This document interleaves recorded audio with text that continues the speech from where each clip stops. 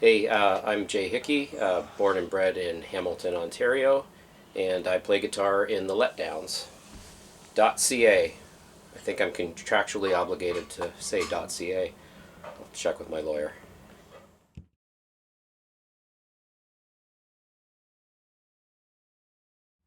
So, main influences, I would say, start with personal influences. I had a young family growing up. My parents were young, my grandparents were young, my uncles were young. And I also had a family with a lot of strong female influences, both my grandmothers and my mom. I was always more afraid of my mom than I was my dad. And so I feel like they sort of helped form the person that I am.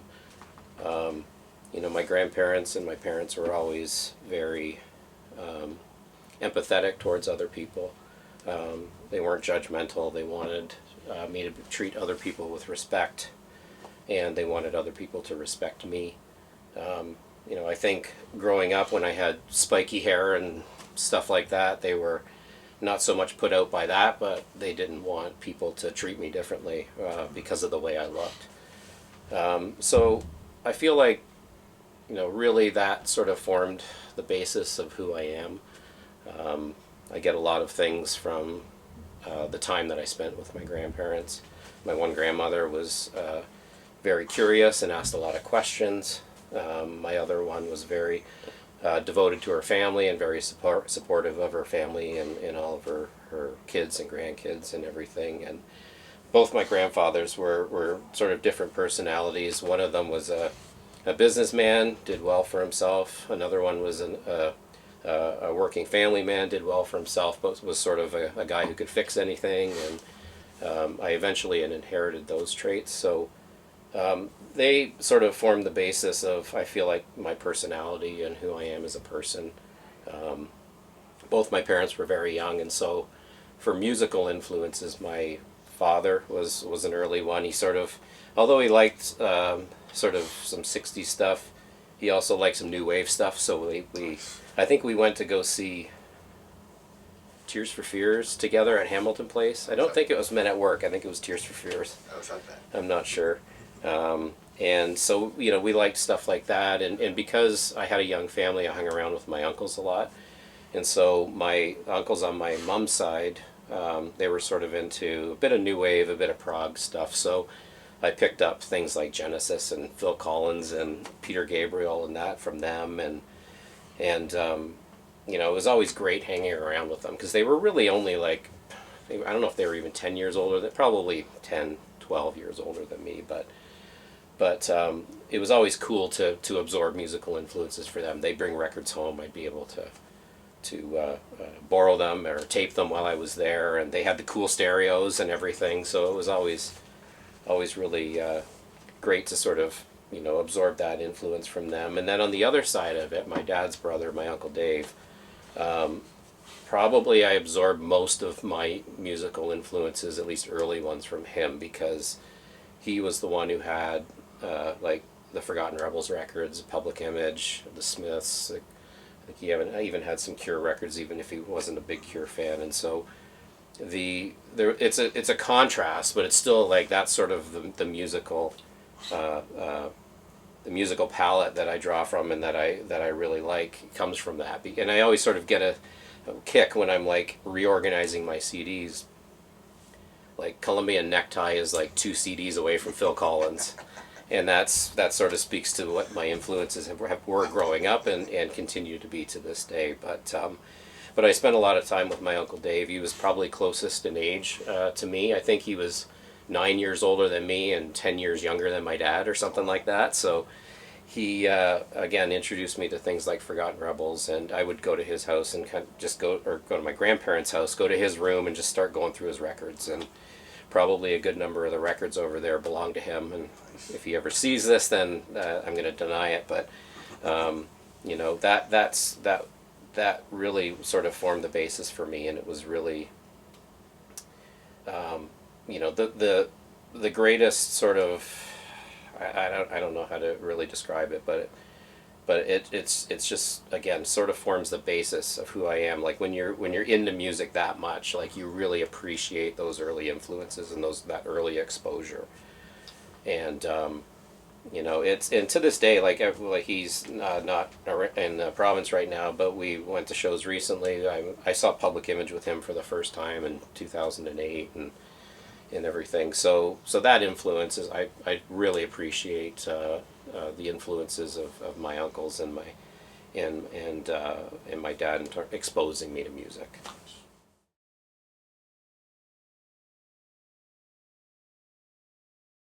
So punk and underground music, I think, like obviously the influence of my uncle and those Forgotten Rebels records. I think that was probably the first thing that made me start looking for other local bands.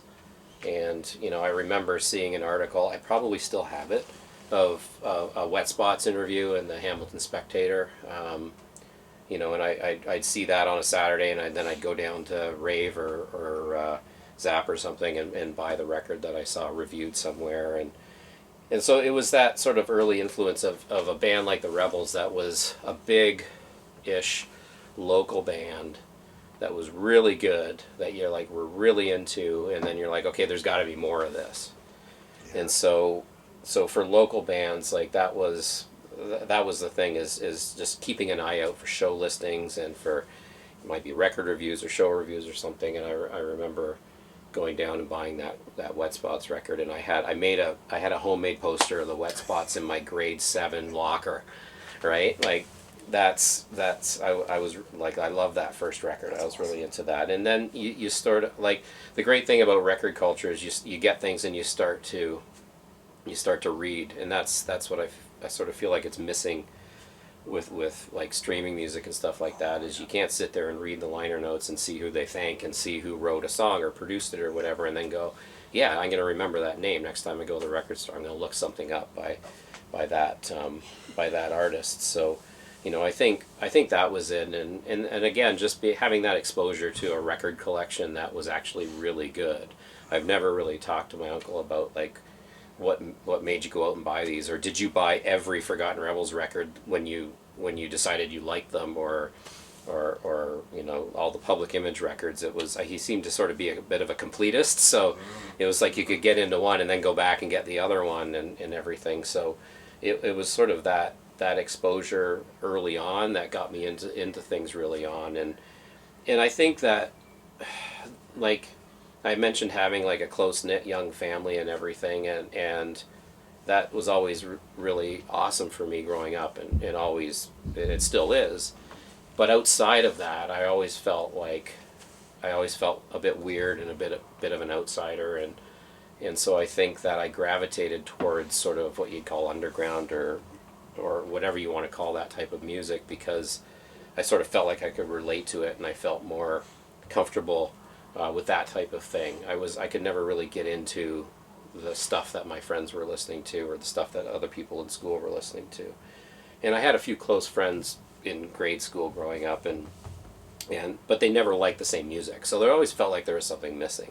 And so that music would be the thing. Like, I remember, like, sitting in my room on a Saturday night at like 12 years old, just happy as shit, listening to Louder Than Bombs or Metal Box, or The Pride and the Disgrace or something like that. It was just the best, being able to immerse yourself in that world, and again, having records to research and to look for other stuff. And it's sort of weird. One of the things that I tend to do is sometimes I sort of like put things aside and I don't get into them right away, and it's like silly. I don't know why, but it's like, it sort of sounds stupid, but just recently I got into the Damned.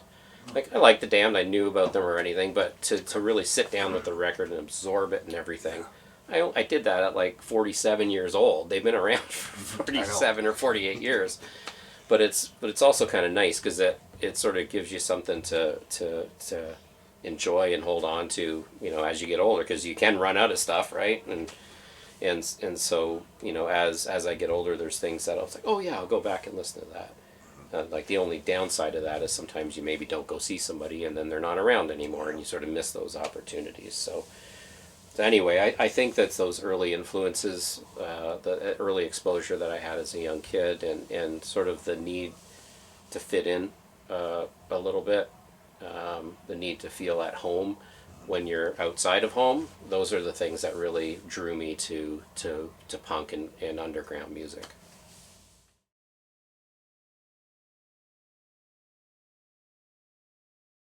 So the first concert I ever attended was actually Joe Jackson at, I think, Exhibition Place.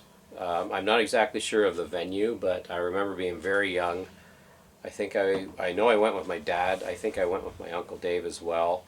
I feel like we were really close because I feel like I can sort of close my eyes and still sort of see the stage and see, like I think I could see his piano, and I could see like an ashtray by his piano and stuff like that. And I asked my dad about it recently. Like, we went to that show, right? Like, I'm not. It's not a false memory. And I'm like, why did you take me? Like, I think it was like his, when he was sort of popular in the mid to late '80s, and so I would have been like pretty young. And I think he just sort of said it was like, well, we could get tickets and whatever. And anyway, I don't know exactly why I was there. I think I knew one or two of his songs. It might have been like when Stepping Out was a popular song, or so I remember that show, and I remember probably saying probably too loudly how smelly the cigarettes were that the people behind me were smoking. So that's my memory of my first concert. And then my first punk show, I thought it was Problem Children at the Corktown when they did an all ages show when I was in high school, but I think it was actually Forgotten Rebels. I was in grade 9, and it was right after they released the Untitled record with the CD. They did Untitled and then the Surfing on Heroin record together, and that's what I bought. I think my Uncle David bought the record of Surfing on Heroin earlier, and they played at Dallas. They played like an all ages show at Dallas, and so that was my first punk show. I can't remember who opened. I feel like one of the guys, I don't know whether it was Pat from the Wet Spots or somebody from the Wet Spots. I feel like they came to the show and Mickey called them out, and they might have come up, maybe not. I don't quite remember that, but I do remember about that show. Like, I was so excited to go see them because I'd probably liked them for a couple of years before that, but I was obviously too young. Like in '89, I would have been 14. So, and I was always like a young 14. Like, I feel like I always looked young, so I never tried to get into shows that were like that weren't all ages. I never even bothered trying to do that. So I was like really excited to go see the show, and I remember my uncle was going to take me, and I remember like calling him at like 1 PM, being like, "When are we going?" And I was so like, I just couldn't wait for him. And obviously he'd been to shows before, and was like, "We're not going to go for like 8 hours," and I don't know. I sort of just remember that show. I remember the Rebels being awesome because it was the first time I saw them, and to me it was awesome to see them. But I feel like it was probably the lamest show they ever played because I don't think anyone stood. Like, I feel like everyone was sitting at. I know that we sat at a table like right at the front, and I don't know that anybody actually got up and did anything throughout the show. So I can imagine that being like a really awkward show to play. But if I remember correctly, they did Science Fiction double feature as an encore, which up to me was just like blew my mind. And yeah, so I think that was the first punk show that I saw, and then because I was probably a timid, young-looking teenager, the next punk show that I actually went to see was Problem Children, when they had a CD release show at the Corktown with the Ripcords. That might have been it. But I also did go to see one of, I don't know, there used to be house shows on Upper Sherman, and there were always hardcore shows. I went there with my friend Dan. He was in his glory. I was freaked out a little bit. I think that might have been the second show. But yeah, that Rebel show, after having listened to them for so long and then having that new release, sort of as that new CD release of that Untitled record, which I listened to on repeat for years. It was just, even though the show was weird, it was like the best experience for a 14-year-old. Especially being able to go to school afterwards and tell my friends that I'd been out to see a punk rock band at a bar in the East End, Hamilton, that weekend.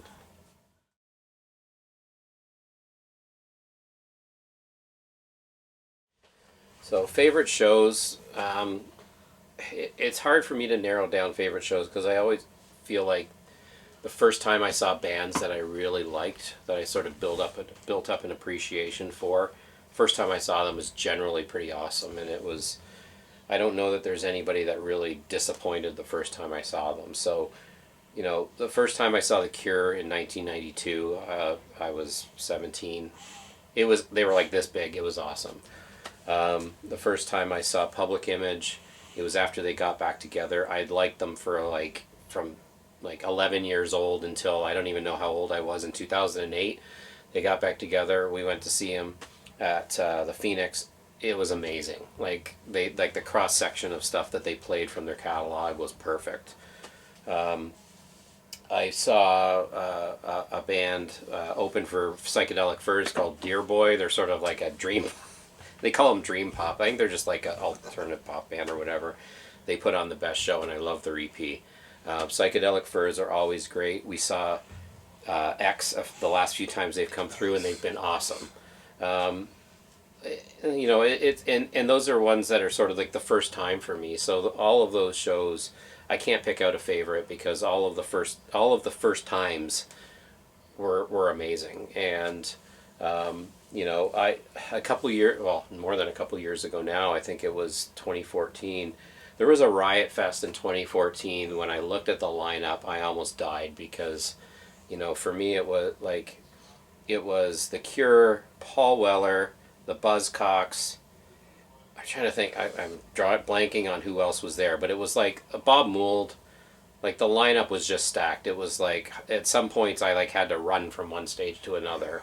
And when I heard Paul Weller play Start, from the Jam, which has always been one of my favorite bands, it was like I probably cried.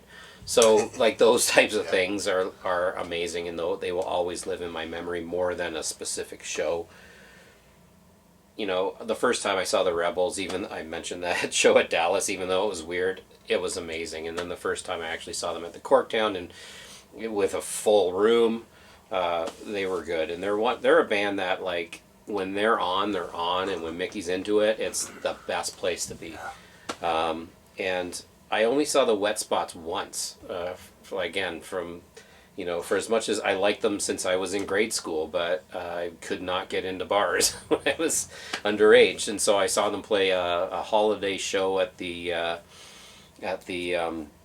old theater on King William. It was awesome. I can still sort of close my eyes and see Dave bouncing around the stage, and it was just great.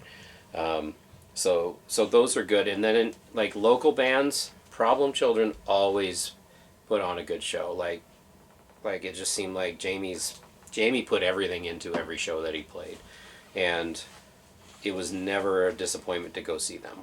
Going to see them and then having to get up for work 4 hours later, it was always worth it. So those are the shows that sort of live on in my memory, and recently being able to see my daughter play. Cool. That's awesome. It's awesome. That's it.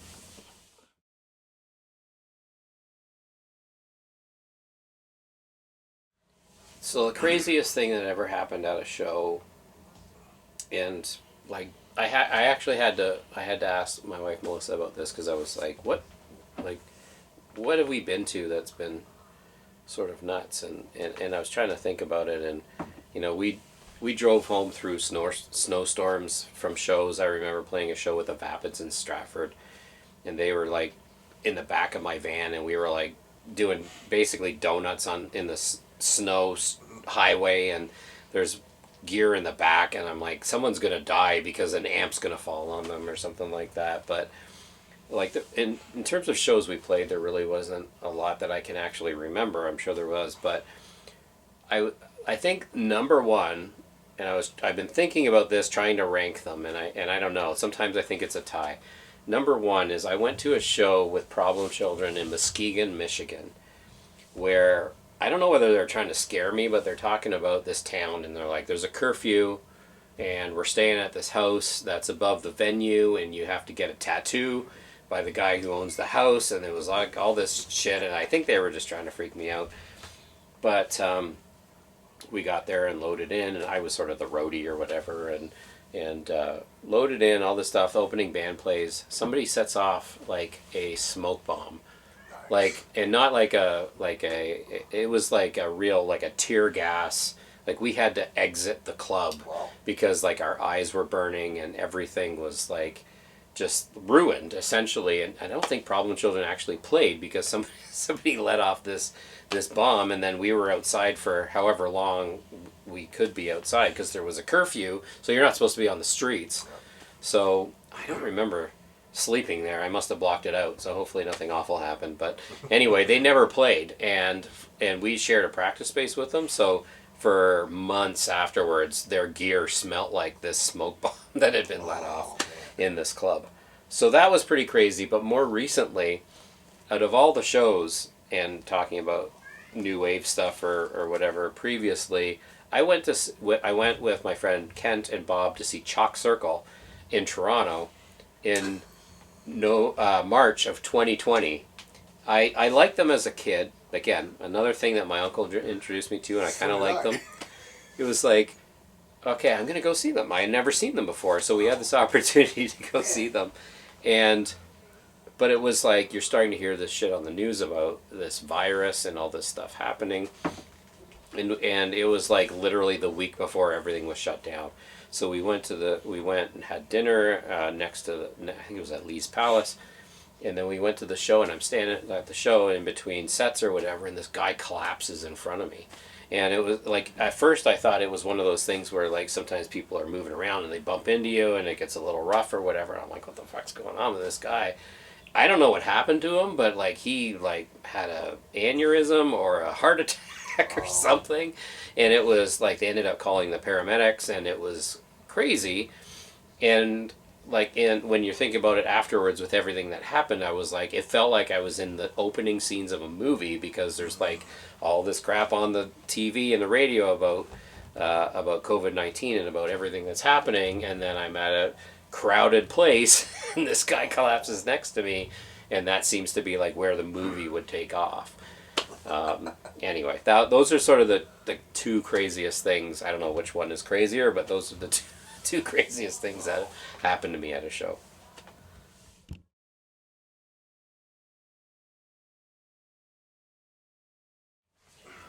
So,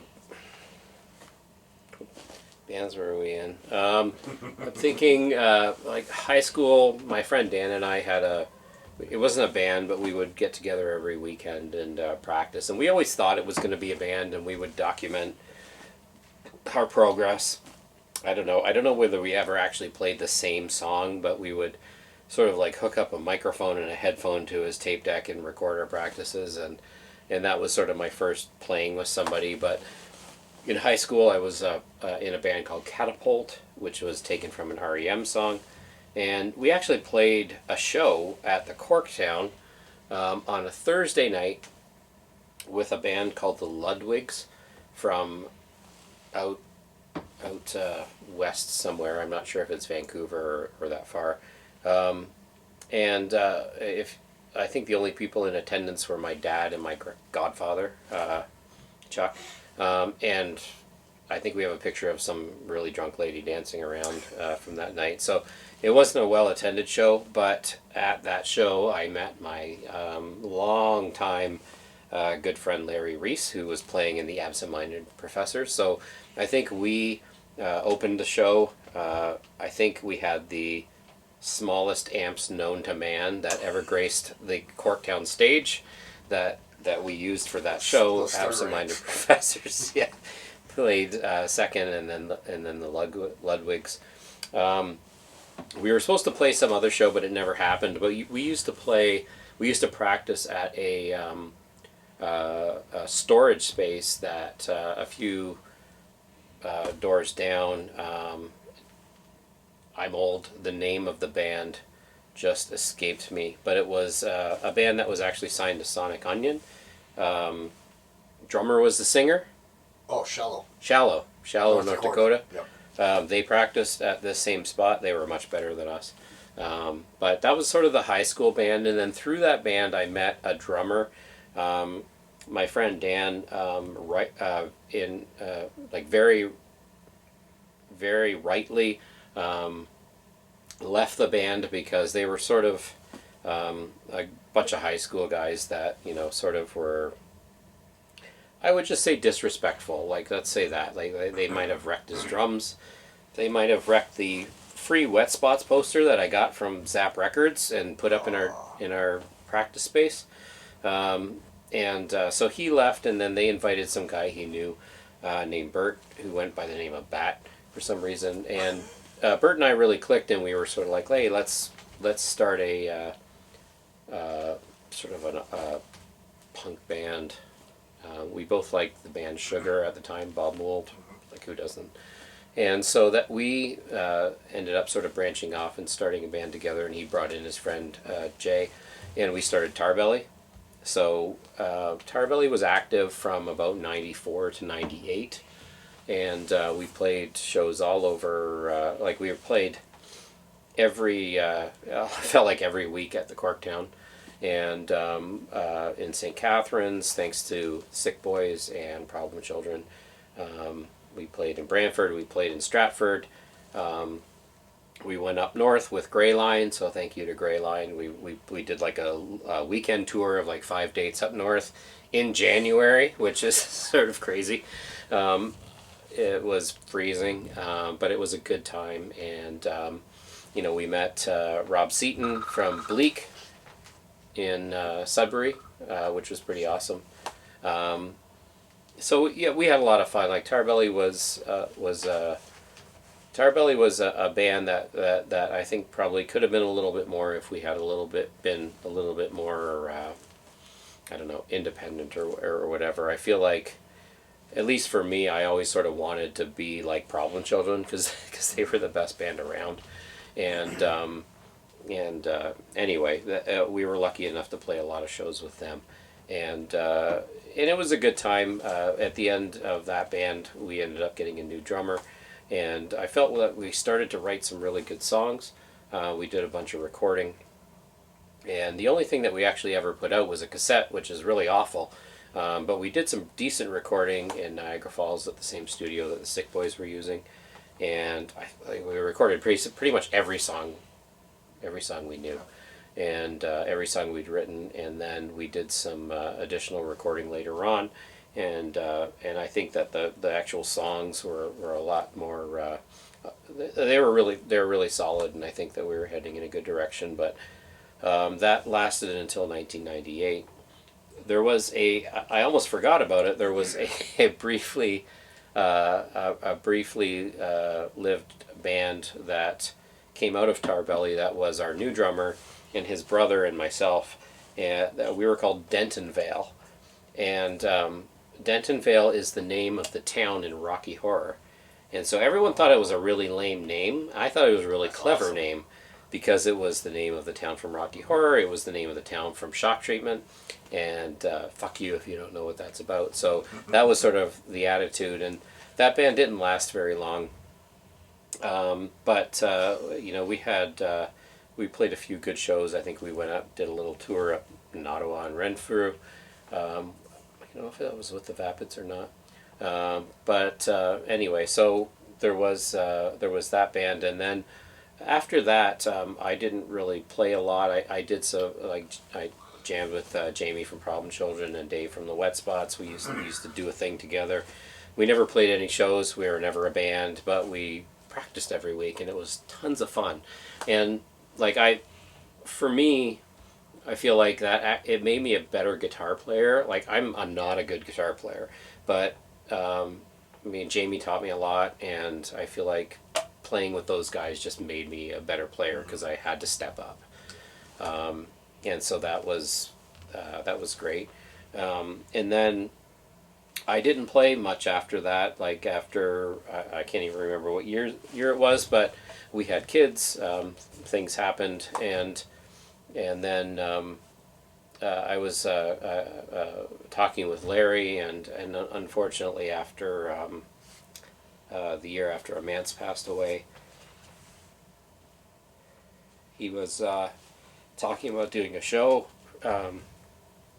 in sort of in his honor or whatever, and it was like the first anniversary or whatever, and he was doing a Cremones thing, and so Larry asked me to.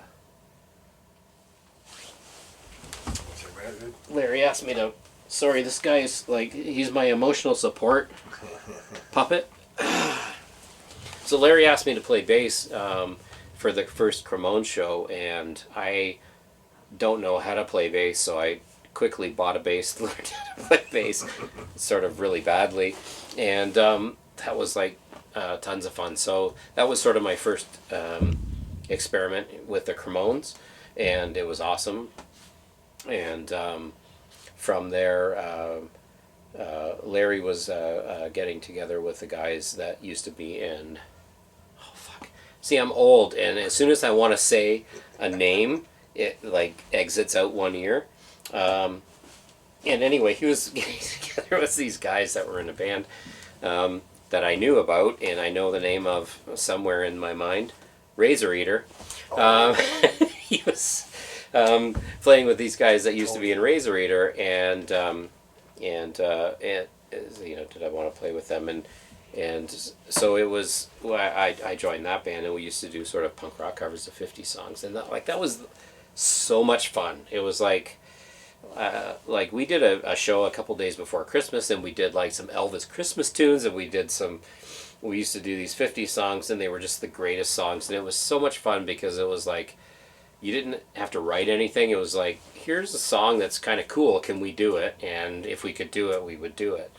And so that was the best. And from that band, it merged into Mind Crawlers. Our singer decided he didn't want to do it anymore, and so we were like, okay, well, let's write some songs, and we will be the Mind Crawlers. And so that was a fun band as well. We used to do, like, we started doing our own songs. I felt really good songs, and we would, the only time we would really do any covers was during the Strummer shows, which were also lots of fun. And we started recording. I feel like it's sort of like, as soon as I start recording with a band, the band is going to break up. So it's like, I don't know, never start recording with a band, or else, you know what's coming. But anyway, we got some really good tracks down with that band, and but we never got them to completion, and were able to really release anything. But luckily, Larry still called on me to be part of the Cremones project every year, and that was always like, it was always great. Like I would always sort of get the call early spring, and I'd go down to the basement and start listening to It's Alive or Rocket to Russia and something, and start learning all those songs, and even like practicing on my own was lots of fun. And those shows were always great. And like the first show we did was like, I don't know if it was like 28 songs, or it was like It's Alive, and it was the entire record. And I think I still have the set list with like the notes for to remember the difference between the songs and everything. And then we've done various iterations of that, and it's always so much fun. And I played bass when Ian from Letdowns was playing guitar. That was so much fun. I probably made them practice more than they wanted to, because I was having so much fun that I'd be like, let's practice every week for like, for 5 months up until the show. But it was so much fun. And I hope we do it again someday, because I'd love to do it again someday. And we've had various members in that band, and it's always a laugh. And then most recently, I am playing guitar in the Letdowns, and Letdowns.ca, and the letdown, like it's sort of it's a bit surreal. Like I mentioned earlier, like I had a wet spots poster in my locker in grade school, so the letdowns is I don't know. I almost feel like it's in a way it's a dream come true. It's almost better than that because the camaraderie in that group, like those guys have been together for a long time. They've been friends for a long time, and with bands, it's sort of like there's always conflict. There's people that don't get along. There's always things that come up that interfere with your vision or your creative pursuit or whatever. And with these guys, it's just like I don't know, I sort of feel the love that they have for each other, even as sort of a bit of an outsider. And I am. It's not a bad thing. Like I'm a bit of an outsider. I'm not the same age. I haven't been around them as long as they've been around each other. I'm not. I'm sort of like a part of that group, but not part of that group. But those guys I think they have a respect and a love for each other that it's just beautiful. Like, and it's great to be a part of it and be able to be, it's a privilege to be a part of it and to get together every week and have fun playing together and like their songs are, I don't know whether it's like I'm not a musician. I play guitar. I can knock out a tune. Their songs are so good once you get into them and you start playing them and you sort of can be a part of them. They're so good. And I didn't know, it's not like I didn't expect it. It was sort of like it's like I didn't expect it, but I also like it was just sort of one of those things that hit me where when I was learning the songs, I was like, God damn it, these are good songs. Like these are really good and they're really fun to play. And like I don't know that there's any of them that I don't like and I don't like playing. Like I'm always like, let's play the old songs or let's in my head. And the new stuff that we're doing now is fun. So I have to say it's the most fun I've ever had in a band. And I don't know whether it's something that comes with age, comes with experience or comes with friendship and love. I don't know. Like I think it's probably a bit of all of those things. But I look forward to practicing every week. I miss it when we skip a week. I look forward to playing shows, and I'm really grateful to be a part of it. And if every band experience could be like this, then it would be great. And unfortunately, it's not. I really sort of. I've always been jealous of those bands that are like, we're like brothers and we've grown up together and we're so solid. And I was like, I've never experienced that. And I think with this band, it's the closest that I've ever gotten to it. And it's because I could feel it amongst them. And it's really special. And I hope it lasts for a long. I hope they can put up with me for a long time in my mediocre guitar playing.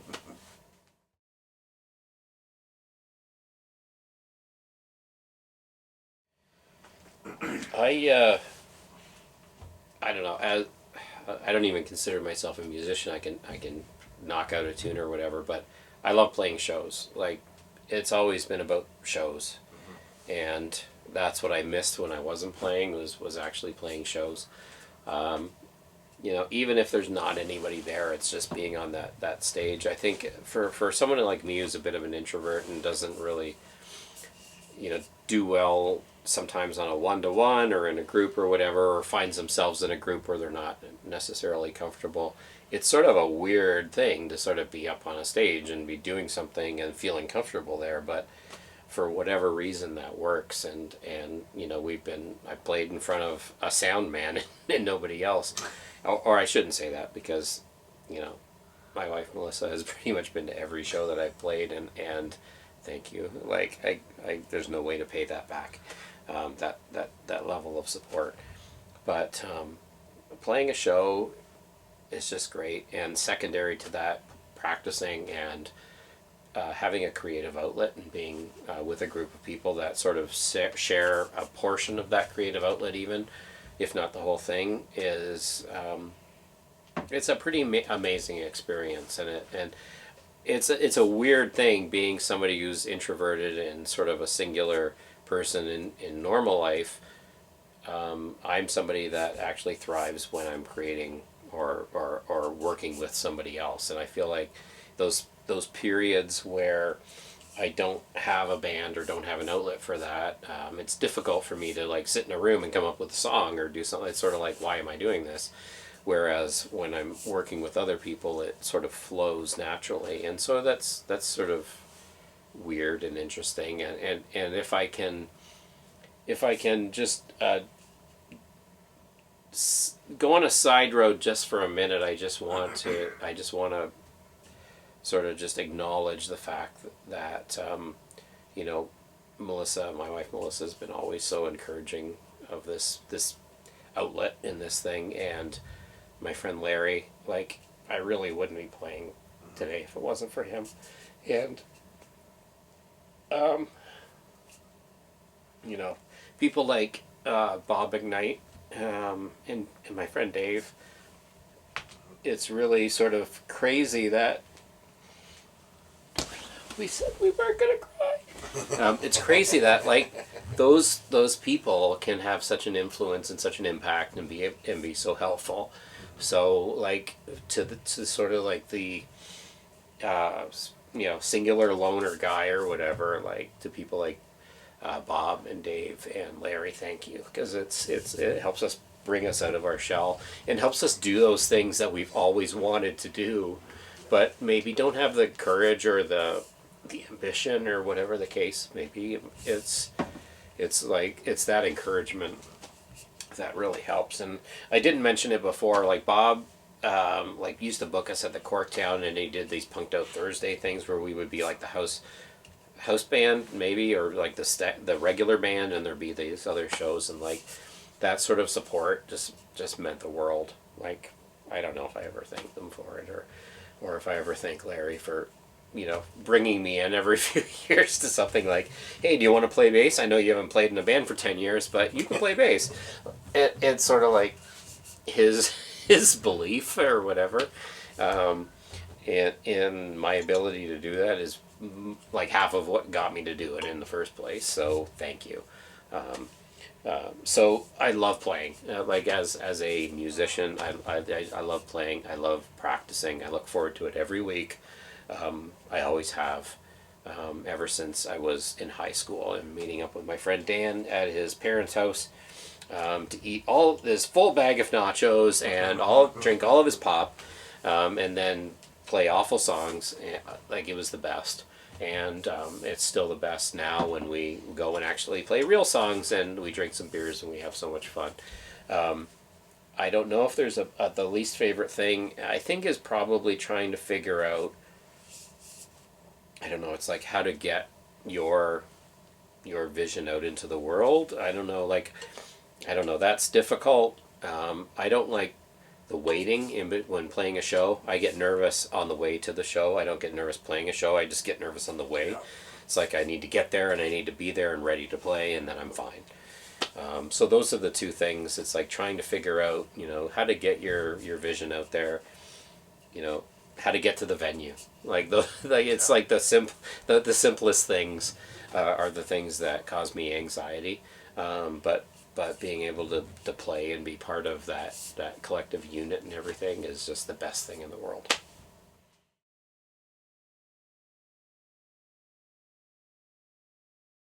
Probably my favorite food is pizza. And probably a lot of people say that, and it's because pizza's awesome. But, like, if you think of the pizza landscape in Hamilton right now, there's My Pie, there's Shorty's, there's Cowabunga. There's like all these places that are all different. It's the same food, but it's all different. And, you know, what more can you ask for? There's Chicago style. I don't know whether you've had Chicago style. The Chicago style, there's like Chicago style, there's deep dish. It's different. And so it's the same food, but it's different. I used to, on Friday nights, when I was a kid, my grandparents used to order pizza from Pizza Delight, which was, I think, on Upper Wentworth and Fennel, and it used to be like a square pizza, and it tasted different than all the other pizzas. And we used to go to their house and we'd have pizza. We'd go for a swim. We'd watch a movie. Like, it would be the best time. And I just sort of feel like that food is so central to so many awesome experiences that, like, even the pizza Roma bread pizza is awesome at certain times. So it's like, it's one of those things that you can't really go wrong with. And so for me, like, even when there is a period when you're a young parent and you have little kids and everything, we used to have pizza night on Friday night. I don't know why Friday night, like, it was like the end of the week and you're exhausted, but for some reason we decided to make our own pizza. And so it sort of became a known thing that in our house, pizza night was Friday night, and we would put on a record and put it, like, blast it, and we would make pizza, and it would be the best night of the week because it was the end of the week. You had the weekend ahead of you. You were all together. You're a family, and everything was perfect. And so to me, that's sort of what, like, that's what pizza represents. But also, it's just awesome. Like, I could probably eat pizza every day if my heart would allow it. Probably not a good idea. But yeah, like, right now, there's just so many options in Hamilton for pizza. Like, you can't go wrong. So I feel like as much as I love potato chips and as much as I love chicken fingers, pizza's the best.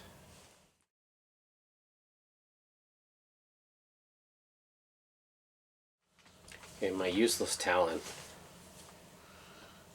has nothing to do with this guy. I don't feel like I have a useless talent. I asked my family, what's my useless talent? And they said, your useless talent is being able to remember when you bought a record and when, what you were doing that day, what the date was.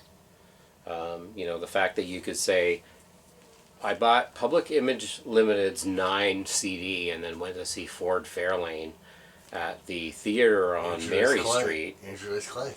Like, I feel like that's not a talent. That's somebody who appreciates music and makes music the center of their life.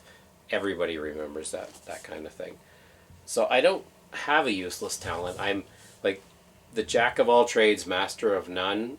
I don't really consider that to be an insult because, I can knock out a tune on a guitar. I'm not Steve Vai. I can write a song.